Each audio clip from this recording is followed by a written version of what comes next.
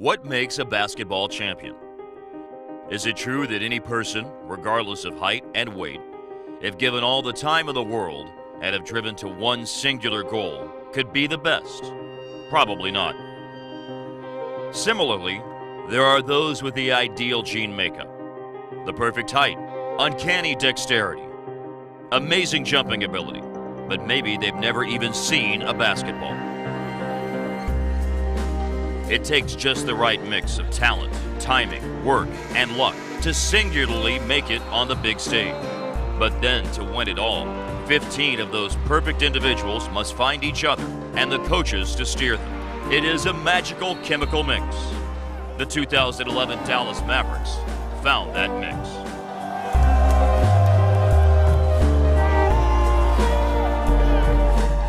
So when the time came to design and construct the championship rings, from the rarest of materials to commemorate the rarest of seasons, everything had to be just right.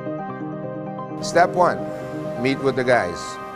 Before you do anything, you need to go in and determine exactly what they want. How do we make this into reality and build our story into it? The story is an amazing one, but we'll get back to that in a moment. The guys were the leaders of this team on the court, as well as in the design of the Mavericks' first championship ring. Dirk Nowitzki, the soft-spoken German-born 7-footer, who spent his entire career in Dallas as the unquestioned face of the franchise. And Jason Kidd, who has rewritten what it is to be a point guard with the second most assists in NBA history. What Jason wanted was a really nice, didn't have to be the biggest ring that's ever been made. He wanted the logo to be front and center, but not overpowering. He wanted the story, and he wanted a nice, elegant ring, obviously with some bling to it. I think Derek was dealing more with Kid to go back and forth with us. So he was in the background directing Jason's what to tell us. As for owner Mark Cuban, his instructions were simple. Let the players get whatever they want. What they wanted was the ultimate representation of the long struggle to the franchise's first title, one that began long before 2011. It had been 31 seasons since Donald Carter won the right to bring the Mavericks into existence, and each of those years would be commemorated with its own stone surrounding the iconic logo. 31 custom-cut stones that create a perfect circle.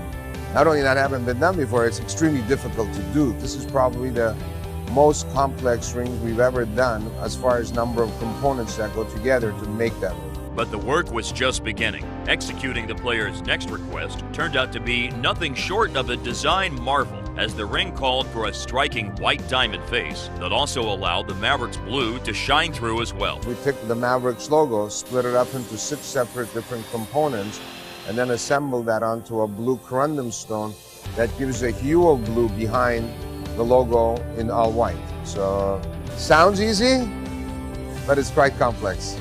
The story of the ring, however, was about to get even more complex. On one side, a Mavericks M emblazoned with 15 diamonds, one for each player on the championship roster. On the other, the Larry O'Brien Trophy, covered in diamonds, with the playoff slogan, "The time is now," represented as well. From there, the tale continued to the inside of the ring, where the scores from each playoff series were embossed along with the classic cowboy hat Mavs logo.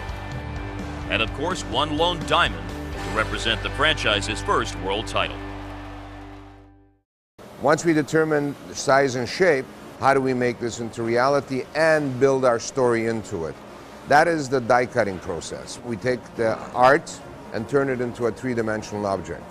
Once that's done, then the manufacturing process starts. Each die is then injected with wax, creating an exact but temporary replica of the ring. The wax ring is then sized to each player's specifications and attached to a wax pole with other rings, creating a tree. This tree is then covered in a liquid plaster.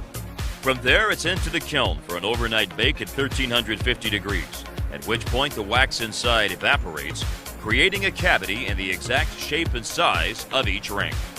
The following morning, 14-karat gold pellets are dropped into a machine with a crucible that's set to just under 2,000 degrees, liquefying the gold, which is then injected into the mold, creating the ring itself.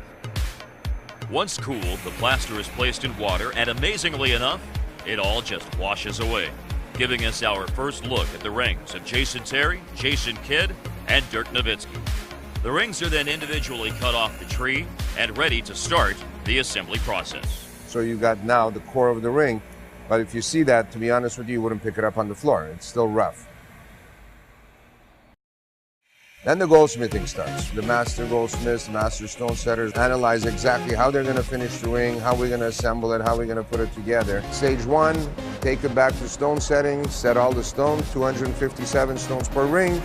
That's a lot of stones to set.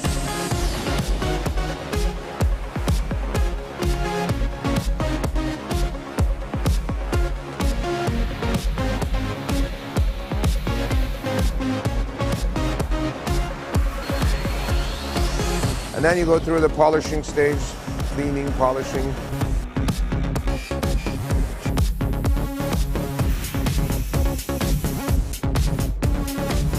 And then the assembling.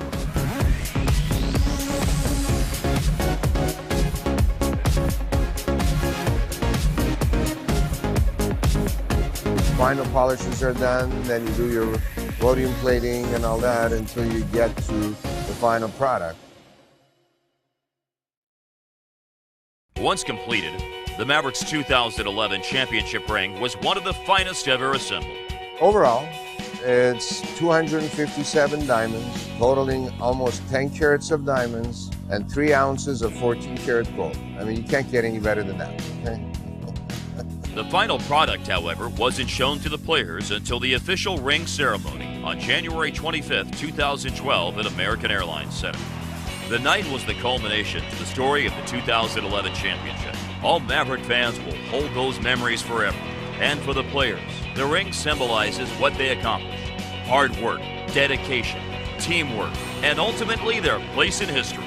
The ring is the thing, and now they have theirs. The 2011 NBA champion, Dallas Mavericks. The ring looks outstanding. It's nice. It's blinging. So definitely an exciting day.